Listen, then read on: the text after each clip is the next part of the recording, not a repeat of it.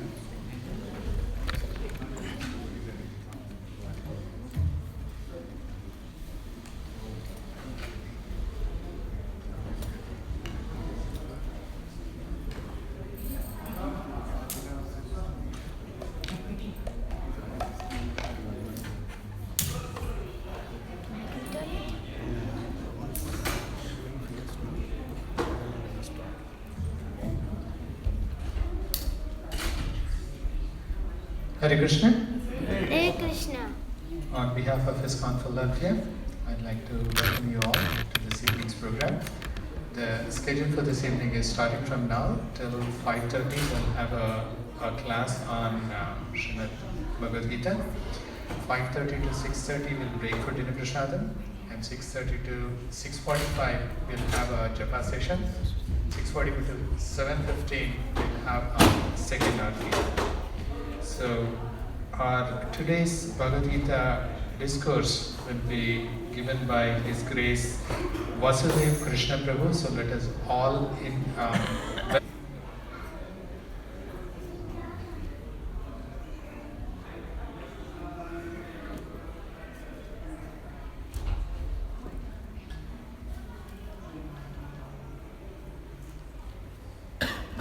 a brief introduction about His Grace Vasudev Krishna Prabhu.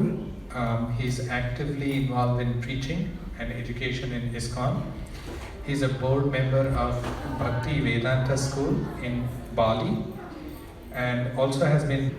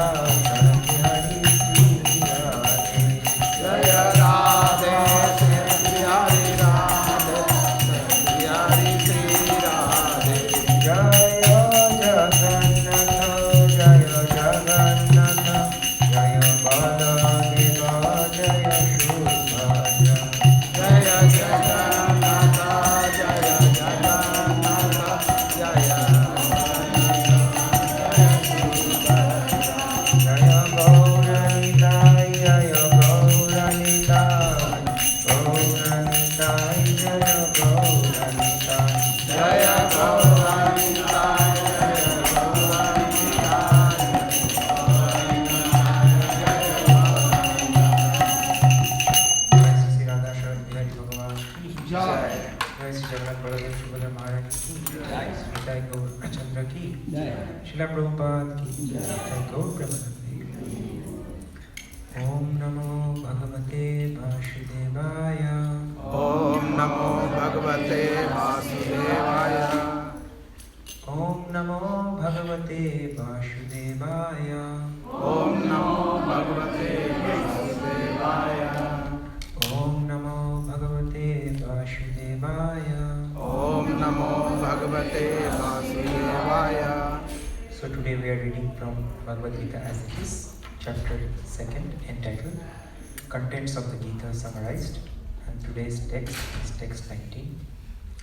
Ya enam vetti Hantaram ya enam vetti hantaram Yavenam Veti Hantaram yash chainam manyate hatam yash chainam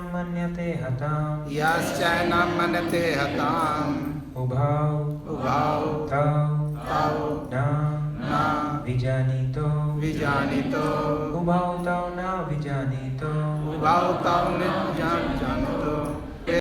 Hantaram yash chainam manyate hatam. Ayam Hanyati Nahanyate. Let's please try.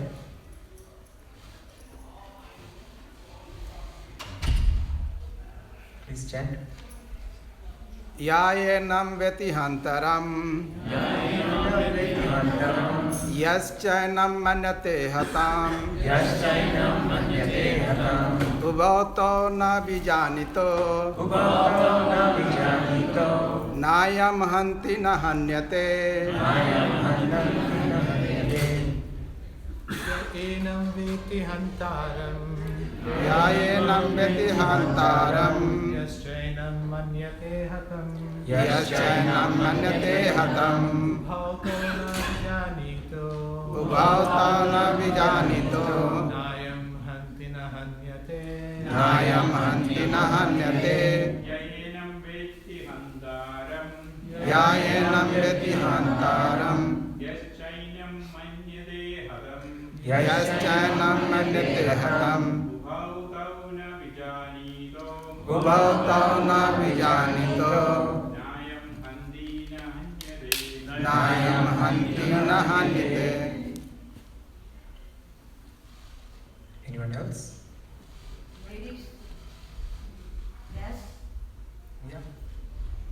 Yayenam vetti hantaram Yayenam Veti Hantaram yaschainam manyate hatam Yaschainam Manyate Hatam ubhautau na vijanito Ubhautau na Vijanito nayam hanti nahanyate Nayam Hanti Nahanyate. Word by word. Ya. Anyone who. Enam. This. Vetti. Knows. Hantaram. Hantaram The killer. the killer. Ya. Anyone who Cha. Also. Enam. This.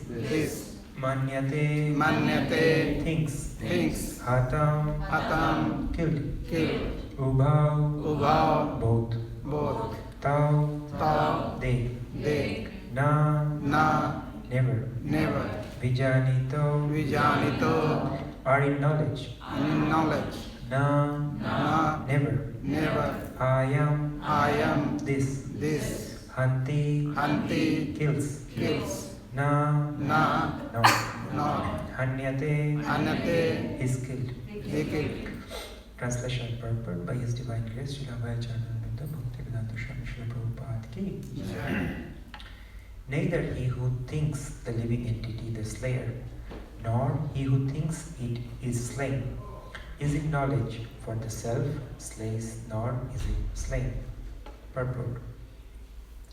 When an embodied living entity is hurt by fatal weapons, it is to be known that the living entity within the body is not killed.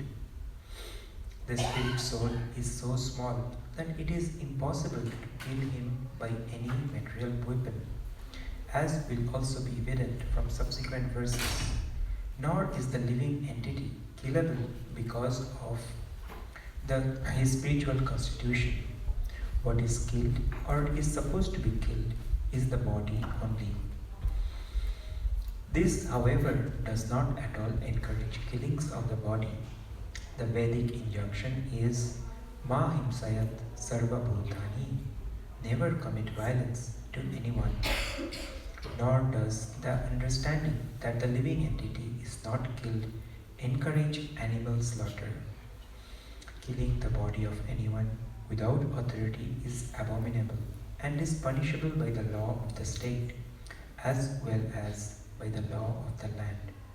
Arjuna, however, is being engaged in killing for the principle of religion and not whimsically. Om Jnana Timirandhasya Jnananjana Shalakaya Chakshurun Militam Jena Tashmai Sri Gurave Namaha. Namo Vishnu Padaya Krishna Prasthaya Bhutale Srimate Bhakti Vedanta Swami Iti Namine.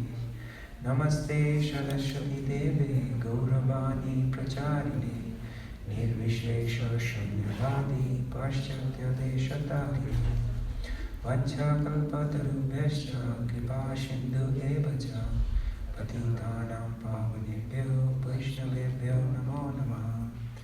Jaya Sri Krishna Chaitanya Prabhu Nityananda Sri Advaita Gadadhar Srivasadi Gaura Bhakta Hare Krishna, Krishna Krishna, Hare Hare, Hare Rama, Rama Rama, Hare Hare.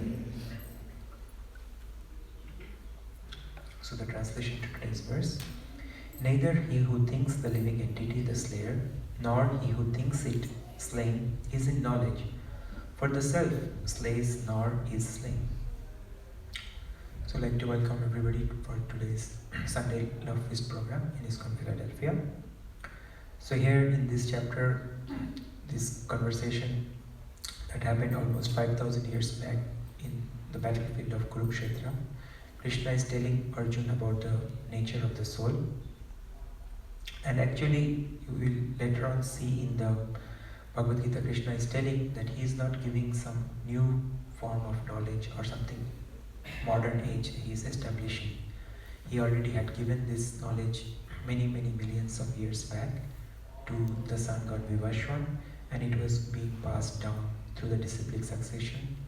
But with time and due to the discrepancy in human motivation, that knowledge as it is was lost. And so Lord Sri Krishna, he came back again 5,000 years back to again re-establish what he had already given 5 millions of years ago.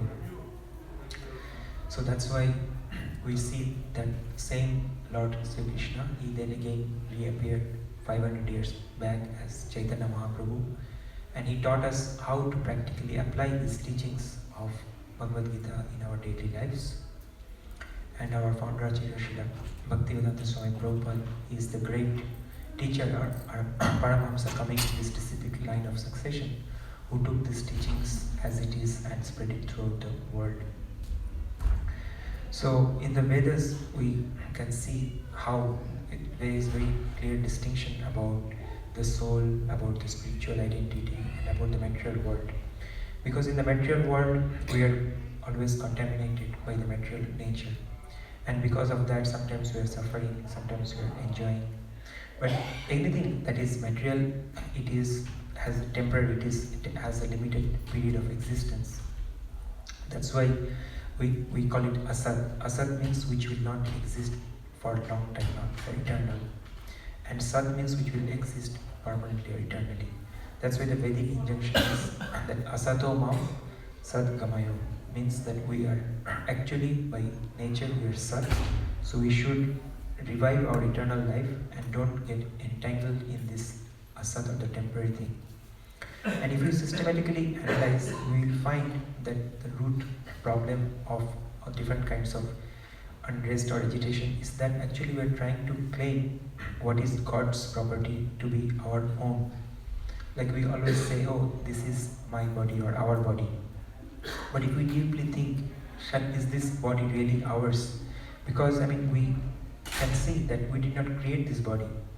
Well, we may say that yes, our parents, they may have been instrumental in creating it. But I mean, if you try to understand it deeply, we can see that even our parents, they did not, through their intelligence or their thinking, create the different limbs or the different various cells, the various organs within our body, what to speak of important organs like heart or the brain.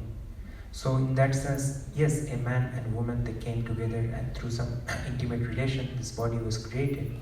But then they're just some instruments in the hands of nature to create this human body, the human mind, and all the species of life basically. And that's Krishna is mentioning also in the 14th chapter. Sarva yonishu konteya aham vijapadapita, means that of all the species, I am the seed-giving father, and the nature is the mother. So in that way we can see that everything that we have is actually like all this body has been created by nature. And Krishna also explains in the 9th chapter that Maya Adhyakshana Prakriti Shruyate Shachara, that the material nature is actually working under his direction and it is his. So in that way, if we try to systematically understand, then we will see that all these bodies that we say, oh, this is my body, are actually not our own, because then they belong to Krishna, because he is the seed-giving father.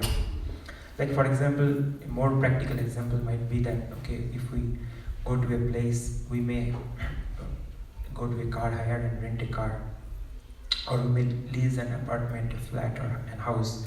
But we have to understand that, oh, that car is just for hire, or the apartment is just something we are hiring for some time. But who is that real proprietor? It's not me, we're just hiring it. Similarly, this body that we have is also like property of God, and the soul is temporarily residing within this body for a certain duration of time. And then when it is the desire of the God, then we are evicted from this body and we have to live. But if this body was really ours, then no matter what force, nobody could evict us. Like if you are the owner of a particular house, no one can come and legally evict you from that house. Similarly, if this body belongs to us, then we cannot be evicted from this body. It will be eternally ours. But because that is not like that, so then what happens is that it is not in our control.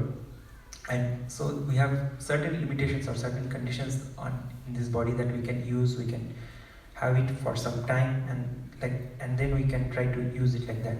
Like for example, the limitations are, okay, many people, they don't like to grow old, but no matter how much they try, they have to eventually get old. And people, when they're small or young babies, they are thinking, oh, once I grow big or I will be grown up, then I will do like this, I will do like that. They want to grow up quickly, but no matter how hard they try, they cannot quickly overnight grow and become a grown-up adult person. And then when they actually grow up and finish their education and start maybe going to job or some things, then they think, oh, I wish I was going to get younger. Than the younger days, the childhood days were more easy. But no matter how much they try, they cannot go back to their younger days, because that's already, nature has organized it in such a way that we cannot grow old quickly if we want. We cannot grow young also from our, say, mid-30s again come to our teenage years. We cannot go like that. So the nature has created some that. So and that way we can see that even if we cannot become young again, in fact we keep getting older. So we then think, okay, why is it like that? Because actually this body is the property of material nature, and because of that, ultimately one day we'll become so old that we will not be able to anymore fit to live in this body, and then we have to leave this body, which is called the death. And that way, okay, that's when the owner comes and say, okay, your lease is over, now you are evicted from this body, and we die and we leave this body. And then at that time, Prabhupada gives example that the rich businessman, he says, goes to the doctor and says, doctor, I have still so many things to do for my family, for my children, please can you give me a few more months? Doctor says, no, now your time is over. Any day, a week or even few days you have to leave. But he said, even if the rich man goes and said, no, I will give you a lot of money, please extend my duration for a few months. I have to still finish my incomplete work before I leave because I have to do this for my son or my grandson, like that. Doctor says, no, this is not in my control. You have to leave. So similarly, we can see that in this way, we have at that time no power, no matter how much we try to stay in this body. And if we systematically try to understand, then we can see that actually that this body is property of another, it's not our property. And so in this way we can also recognize that whatever creation we are seeing around us, we are maybe using it for some time, but it's not actually in that sense our property. So that's why in this verse Krishna is saying that neither he thinks that the living entity, the slayer, nor who thinks it slain is in knowledge. For the self is slays, nor is it is slain. So that's why we can see that this soul which is inside the body, he cannot be killed or he cannot be slain. Only the body is changed because the lease is over, and then he has to go to a new body. But the person who is not in proper knowledge, he may think, oh, why is this happening? And he get bewildered. And he may, we have a good example in this regard, that if a person, he doesn't know how to swim, and he is going in a boat or in a sea, cruise somewhere, and then suddenly there is some accident and he falls in the water. So we try to save that drowning man. But if we try to save the jacket of the drowning man, pull up the jacket and say, oh, I have recovered his blue coat or blue jacket, will that save the person? Yes or no? No. Because we need to save the person who is inside the jacket, right? Are you with me? Yes. Okay. So same way, we have to also not only just care for the body, but also we have to care for the person who is inside the body, that is the soul. Because generally we can see people, they are more attached or greedy for material things, especially like money. But if we understand that money or any kind of good fortune, that is Lakshmi Devi, she is the goddess of fortune. And Lakshmi Devi is property of Lord Narayan. So she is not property of anyone else. And whenever there is good fortune, whether it's money, whether it is good education, or some kind of silver, gold, or property, or any kind of things, it's all good fortune and it's all energy of Lakshmi Devi. And we see that when someone tries to steal this Lakshmi Devi from Narayan, as Ravan was trying to do, kidnap Sita, then what becomes to her? Even though Ravan had so many good things and big kingdom and everything, and had even, some say, created some big staircase to go to higher planets, but still, because he was trying to steal the fortune from the Lord, then she had to face this kind of thing. So he was not successful, and no one will be successful in this kind of pursuit. That's why we have to accept that actually, as Krishna says in the 5th chapter, in the last verse, that he is actually Sarva Loka Maheshwaram, that he is all the planets, everything within the planet is actually the property of God. And so everything should be utilized according to the will of the God. And in that way, what will happen? There will be no longer this kind of disunity, there will not be conflict. And then this harmony is actually the real harmony to accept this principle. And that is the basic principle of bhakti. That is the devotion, that recognizing that everything is belonging to Krishna and everything is ultimately meant for Krishna. Because even in the 9th chapter, Lord Krishna is saying, Yat karoshi yat yashnasi yat juhusi tadasi yat tapasyasi kaunteya tat kurusya matarpanam. He's saying that whatever you are eating, whatever you do, whatever you offer, or whatever charity you are doing, that should be done as an offering to Krishna. And it's very simple, it's for everybody, it's not only for devotees who are coming here regularly or who are staying in the temple.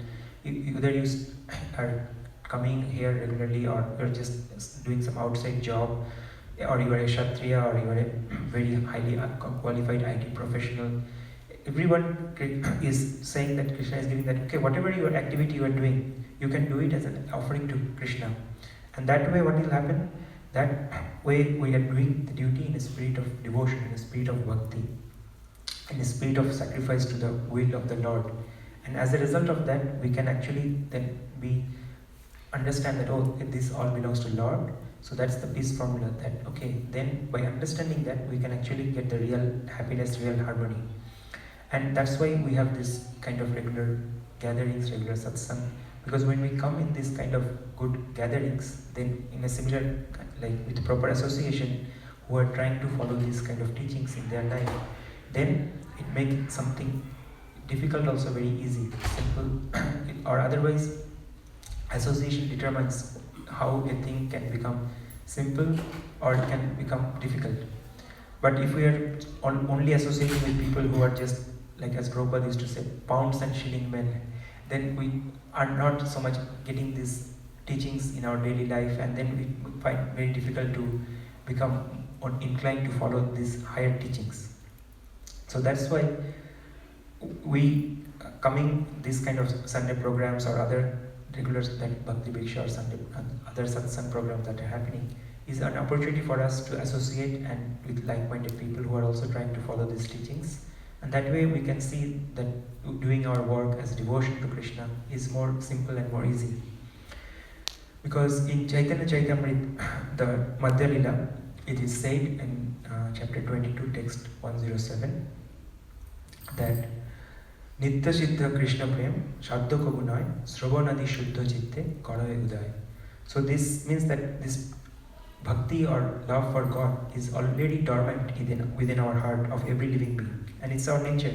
But because we have forgotten, so by this kind of association, we can gradually revive. Otherwise, we will be speculating, we will try to think, oh, is this proper way, is that proper way? No, that is why we need to come in the association, we need to get good teachings, and then we follow what Prabhupada, our Sadhu, Guru, Shastra is saying. And then it becomes very clear and easy.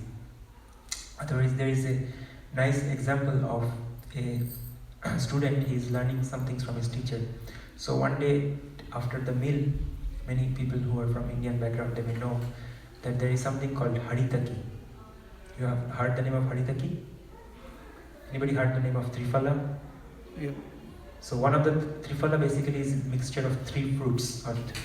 So in that Triphala, one of the fruits is Amla or Amlaki, which is like an Indian gooseberry.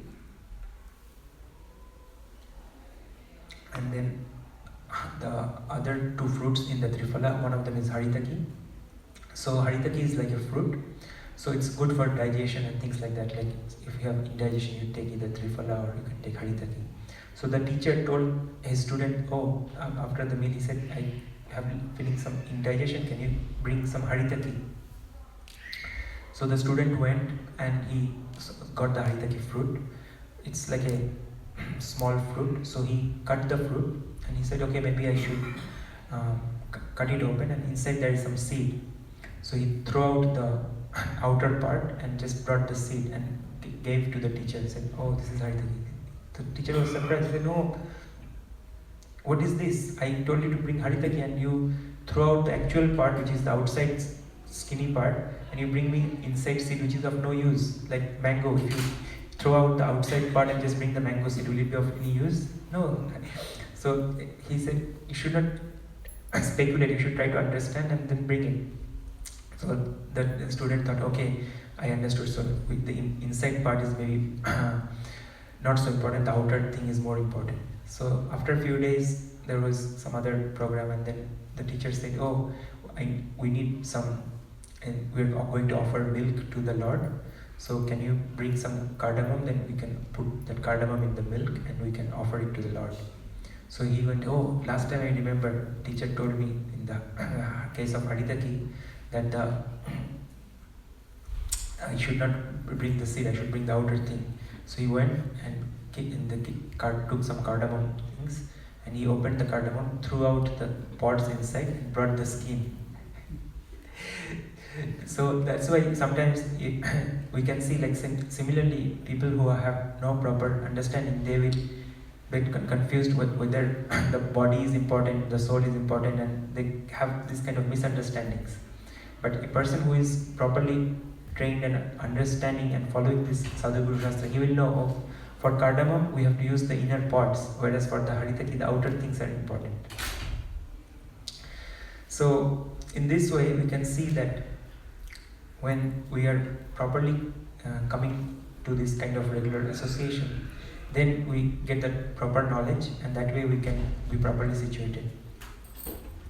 Here in US, there is California. There are some place in the north of San Francisco. There is some redwood forest, like big redwood trees, and Prabhupada mentions in one of his lectures that these trees, they live for like hundreds and thousands of years. Like they are have very long lifespan.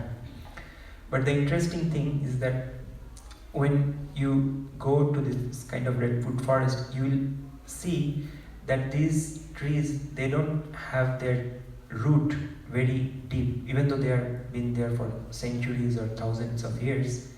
Their roots doesn't go very deep. Like banyan tree, you may know, like their roots go very deep. But these trees, they're very tall, and no matter big wind, cyclone, whatever comes, they are still standing strong. But their roots doesn't go deep. Do you know how they survive all this and how they are living for thousands of years? Anyone would like to give some answer? The roots are connected to other roots of other trees. So it's Yes, that's intertwined. right. So what happens is that their roots, they don't grow deep, but it's a forest, so there are many trees and all of them are intertwined. So his root is connected to the next one and the next one, like that. So they in that way, like they form a strong network or mesh kind of thing, and then that's how they get strong support from each other.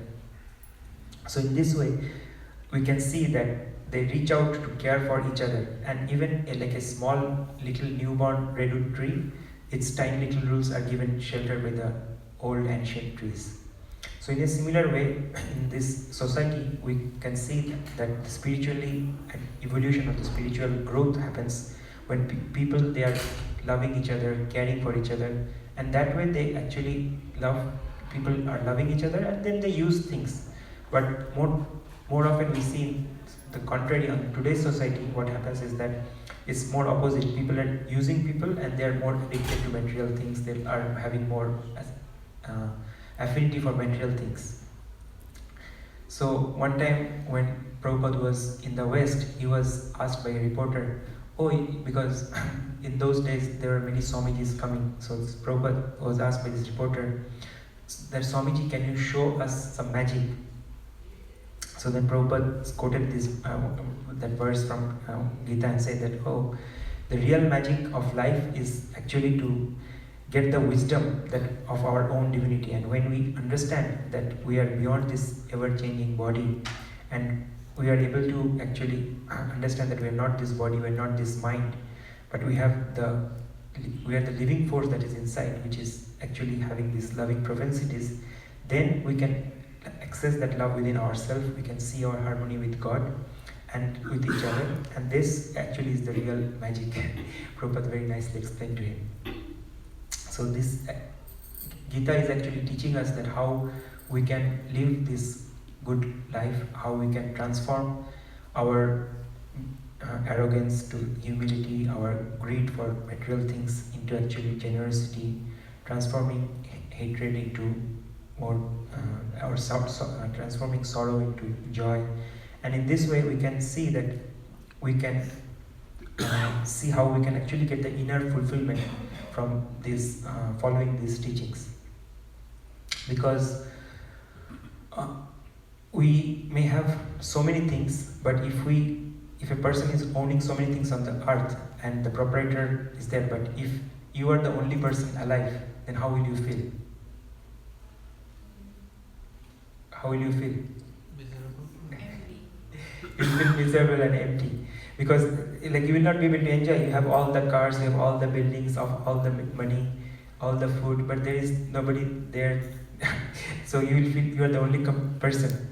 And even if a small, a living being, whether it's a ant or somebody comes, you feel like, this ant is there. You feel so much reciprocation from the ant. So that's why when we see that, because we cannot love the buildings or the car, or there is no reciprocation. with that kind of material objects. So that's why we can, if we understand that, we can see that how our soul's inherent nature is actually to love, and that love is actually towards God and then to all the living beings that has been created by God. So that's why Prabhupada used to tell that in this material world there is only one problem, and that problem is, what is that problem?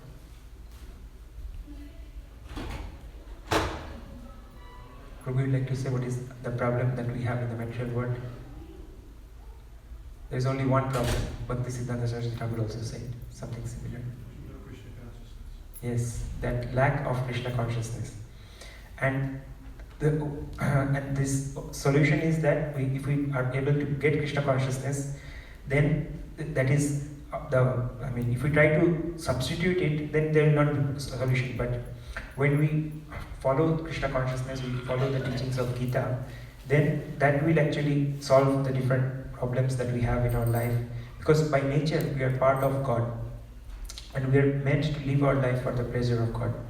So Krishna, that's why gives us this shloka that Bhaktaram Jagatapasham Sarvaloka Maheshwaram, because we are actually trying to fight over the property which is stolen, which is not our property. We are trying to falsely claim that, oh, this is our property, and that's why we are trying to fight. But if we admit that no, everything is actually property of God and everything is meant to be utilized for pleasure of God, in the service of God, or according to His will, then we can actually see that, oh, Krishna is our real well-wishing friend, and that way actually we can get the real happiness. Have you heard the name of Guru Nanak? Yeah.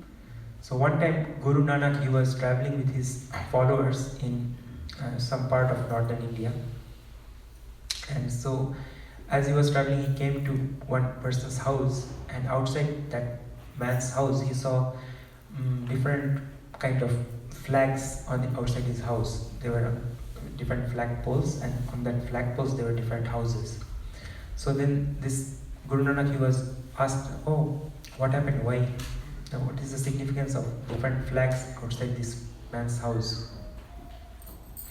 So then one of the person who was with Guru Nanak, he explained that whenever this man, he gets 1,000 gold coins, then he will put a new flag to announce that, oh, he has got 1,000, he has earned or he has made an income of 1,000 gold coins.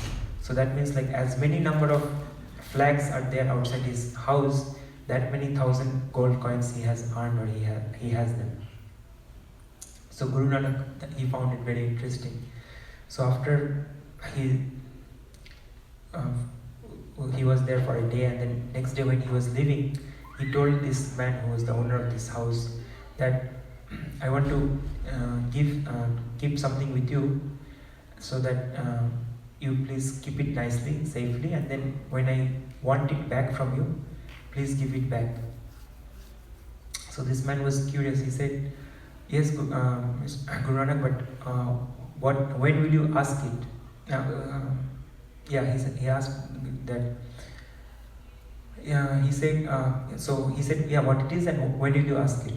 So Guru Nanak said, I'm just going to give you this small needle. You know needle?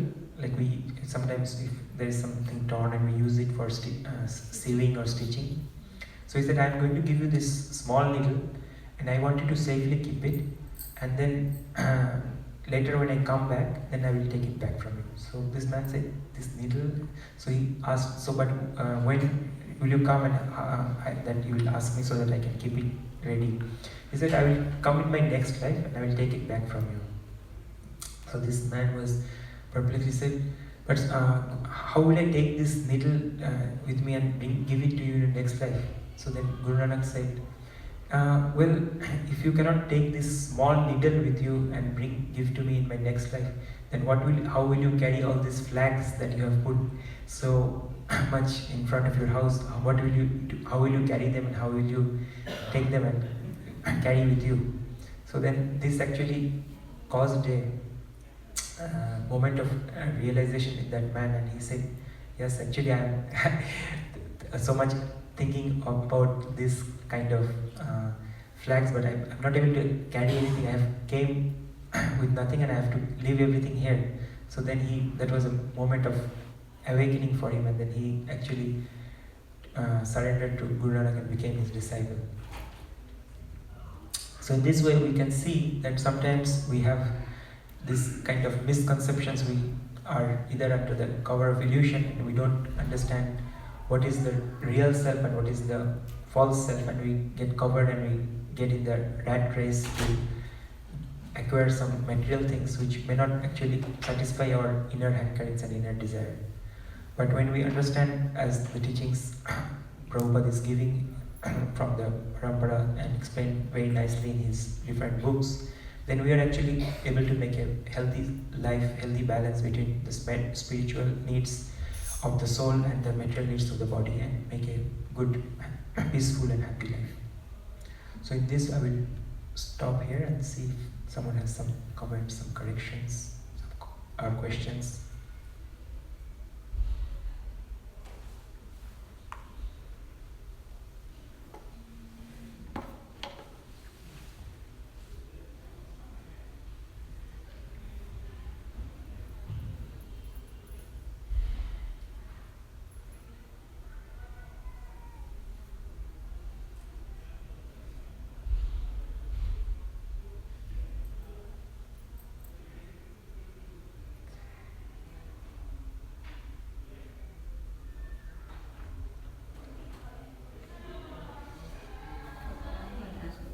Yes, please.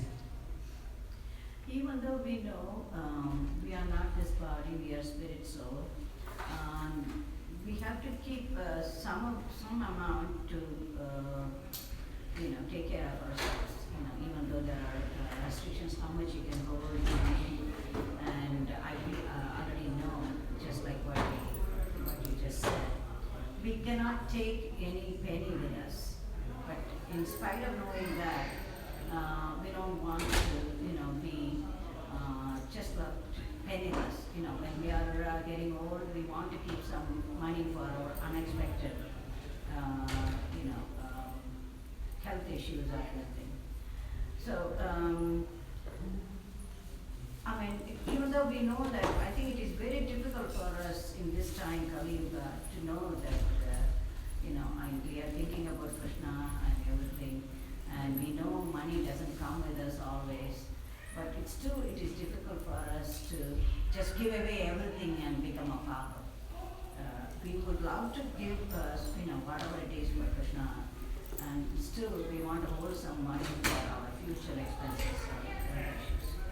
So, how do we get away from that concept? We know that, but still, we are still holding something for our future expenses. Thank you, Mataji, for your question. So basically it's a matter of practice and also a matter of faith, as we know that if Krishna wants to protect us, then there is nobody who can actually do any harm to us. And same time, if Krishna wants to take something away from us, no matter how much we try, we will not be able to hold on to that, right? So in that sense, we have to also be more, as you said, we cannot give everything, but at the same time we would like to give more, because we will see that in our practical experience also, more devotional service we do, the more seva we do, the more we're able to actually get reciprocation from the Lord in different ways. It may not be always in terms of money, but there is more other things. And yesterday actually I was speaking to one very kind of elderly person, and he was telling me his practical life experiences. And he said, oh, I was many times I tried to sell my business and get out of it, but still Krishna would somehow pull me back, and then I would again try to, I have to again do something, and then again Krishna would give me something. But now, every time, because as he's getting older now, and he's, I think maybe in his late 60s or something like that, or maybe early 70s, he says that every year, whatever income I do, I make sure by end of year I give at least most of it out for other good causes, charity, because I don't want to die with a big bank balance in my name, because that feels for me very suffocating. And so, I'm coming from it a very, because he was in many big ventures and many things, and he was practically sharing his own realization. So he was telling that, so that's why even this house that I am staying, I don't even own this house. I have just set it up as a non-profit organization, and I gave it to that, so that after my death, it's not like, oh, somebody is going to come and take this house and like that.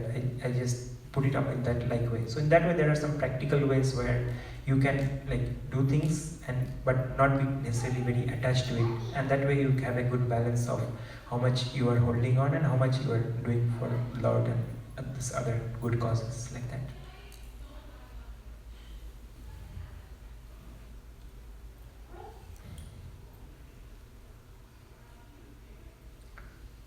What is the percentage we normally give out? So normally it's recommended that we give out around 50% out and then 25% we distribute to our families for their well-being, and then 25% we keep for our own future uses. That's how it has generally been stated out. But it's not a very fixed number that can be according to time, place and circumstances. It can be based on the particular person. It can be adjusted.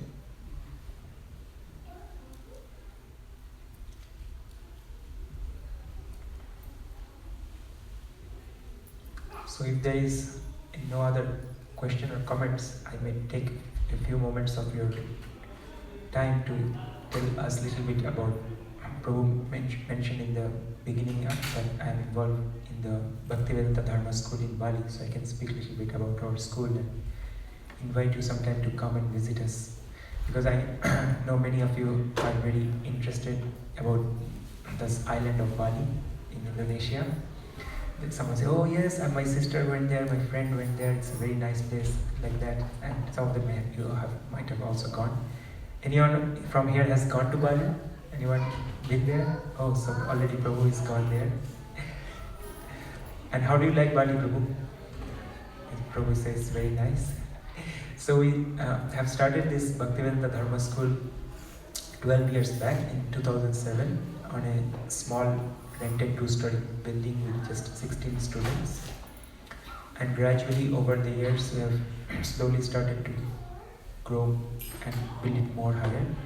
So as of last year we have 3 buildings. It's on all of them are on rented land. We don't have our own land, but we constructed the buildings there. And the first campus, the BTS1 campus, that has all the preschool, toddler, kindergarten, nursery, all of the small kids, and that has around 67 students. Then the BTS2 campus, that has all the primary students from grade 1 to 6, and that has 172 students. And then the third campus, BTS3, that has the junior high and high school. So total we have around 320 students in the whole school. And gradually we are trying to increase it more. But this year we have also started a new project in the school, because all of these students that we have, 320, they are staying in the nearby vicinity of maybe 5 to 10 kilometers of the school. So then, but there is also a lot of remote villages and many children in these remote villages who are not from very good economic background, from poor families. So they don't have good access to education. So we started a program for this, especially the teenagers who are in a vulnerable age group, so that they can at least finish the high school properly. And we started a program called the ISKCON program, and we identified these vulnerable teenagers who are in this age group, who are susceptible to bad influence, crime, drugs, or for women or girls it can be some other bad things like trafficking and things like that. So we identified 18 such students and we constructed a small boarding house for them.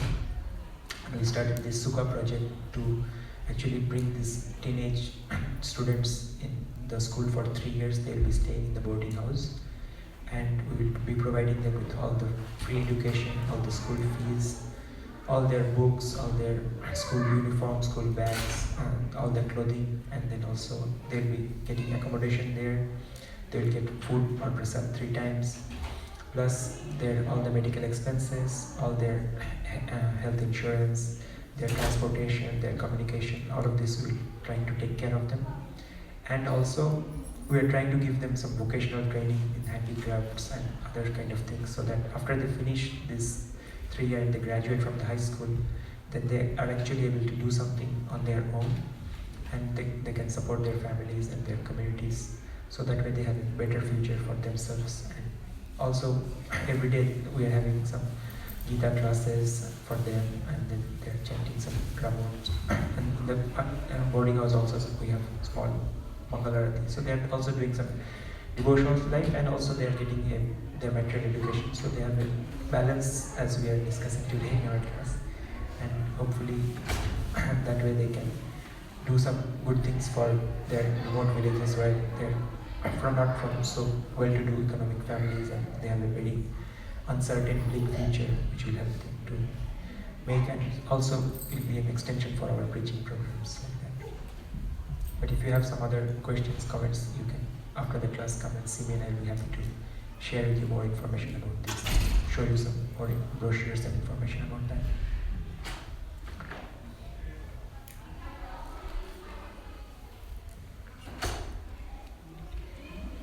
So thank you very much for your attentive hearing and listening. Srila Prabhupada ki Jai. Srila Jagannath Baladev Subhadra Maharani ki Jai. Sri Radha Sarat Bihari ki Jai. Sri Mahaprabhu Sri Gaur Nitai ki Jai. Thai Gaur Premanande.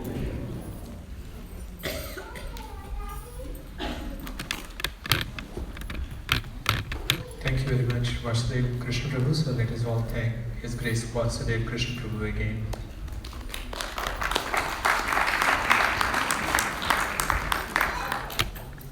Thank you all again for coming to this evening's program.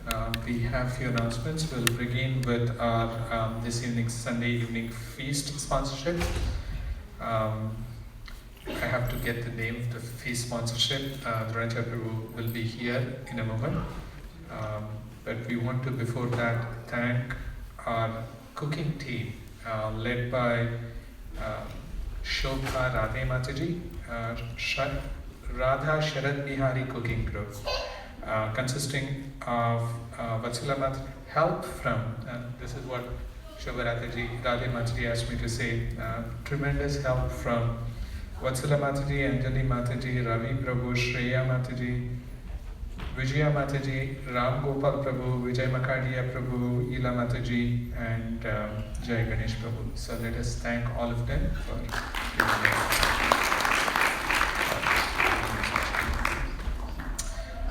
so you know, in 2 weeks we have one of our biggest events, the outreach events that we have, our Jagannath Rath Yatra.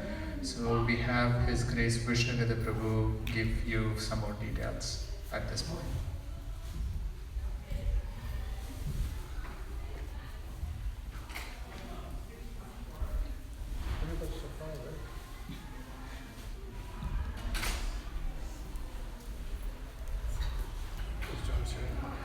Hare Krishna. Oh, that's nice. Hare Krishna. You do know that the Rath Yatra, I think it is the biggest festival. Yeah, I think it is the biggest festival. Last year, we bought 5,000 plates for the prasadam, and they were gone almost. So for us, that's a big deal. This is about, and how they might be able to participate also. And you know what else? We need your help. Each one of your help. Each one of your help. That for as volunteers to do devotional service. Lord Jagannath is very merciful, actually, that He came to the United States just to gather our service. So this is a particular opportunity where you put aside some other responsibilities, take a little time off, and help with this festival to please Lord, the Supreme Personality of Godhead, Lord Jagannath, who's also Krishna. So the volunteers will be starting on Thursday, sometimes, have you seen that Rath Yatra cart before? Yeah. And you notice that it's decorated with flowers because that cart because it's part of the property of the Supreme Lord. It's as good as Krishna. So we decorate the cart with flowers. So I think some of you know Mother Veena Pani. She comes every year just to help with this, help us with some. Starting at noontime, 10 o'clock on Thursday, the 26th, we'll need help garlanding flowers here in the temple. I see shaking heads, that's good. So, so if you can come, that'd be great. Then on Friday, any guesses what we'll be doing on Friday? What's that? Cutting vegetables, very good, yes, experienced this person, yeah. So starting at noontime on Friday, we'll be cutting lots and lots of potatoes, tomatoes, zucchinis, cauliflowers, and we need help for that. Yeah, grinding ginger and all things. So Friday, that goes from 12. Usually we finish about 9 p.m. for the vegetable cutting. I'm sorry. Then the actual Rath Yatra day, we need about 8 volunteers to welcome people. So if you have a nice personality, you should know who you are. If you have a nice personality, this is at the festival site, which is at the ISKCON Oval, right in front of the art museum. When people come, especially around the Prashadam or to any place in the festival area, we'll just have people. We want about 8 people to say, "Oh, come, welcome! And you have any questions? Please ask us. Here, this is where the entertainment is coming. This is a kirtan going on here, etc., like that." 8 people. So what were those 3 volunteer things? First one was Decoration. flower decoration. Yeah. Second was yeah. Good. Third, welcome. Okay. So at the front desk out here, if you are very bold and you would like to take a step in the direction of serving Krishna in that way, Lord Jagannath in that way, please sign up for those 3 aspects of this festival. Okay. Then, should I say something else? Oh, here's a little carrot. Those who are volunteers, they get a free pass for parking at the festival site, which is not at the festival site, but there's a library, the big Philadelphia library, which is nearby. There's a big parking lot behind. So these are passes. You can have free parking there. It makes it more convenient. It's about half a mile walk to the oval, but it's convenient for you. So those people who sign up for volunteers, you get a pass. Yes, sir. Postcards. People like these postcards. Oh, okay. There's a bunch of postcards up there in the front. If you have friends, family, you want to pass them out to your friends and family, because we like people, as many people that come, pass them out. They're also at the front desk. Please. Oh, should I say anything? There's a thermometer out there about the budget for the Rath. You know how much we spend every year for Lord Krishna, for the Rath Yatra? Lots. I think we have about $10,000 to go. If you'd like to help, no pressure, but if you'd like to help out with financing the whole program, you're welcome to. Also, you can go to the front desk. Did I forget something? I forget usually. Well, you have next week too, so I guess we figure we'll come back next week. Okay. Thank you. Hare Krishna. Just so you know, the parade starts at 12 o'clock at 17th and Ben Franklin Parkway, and then the festival is the chariots arrive at 2 o'clock at the ISKCON Oval, which is right in front of the art museum. So please come, please come. Hare Krishna. It's hard to believe that less than 2 weeks away, our Rath Yatra is going to take place. Please again consider volunteering. This is a festival that is about us coming together. So in the front, please sign up. I wanted to announce a couple more announcements right before we honor Krishna Prashadam. We want to announce our Sunday feast sponsor. It is Arun Arora, and it's on the occasion of his son's birthday, Arab Arora. So are they here today? They are. Please come forward. We have a garland we'd like to give you.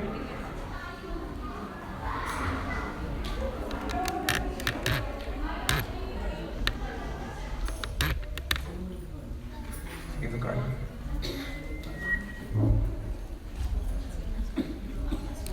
Hare Krishna. Grandson. Okay, I'm sorry. It's just the grandson.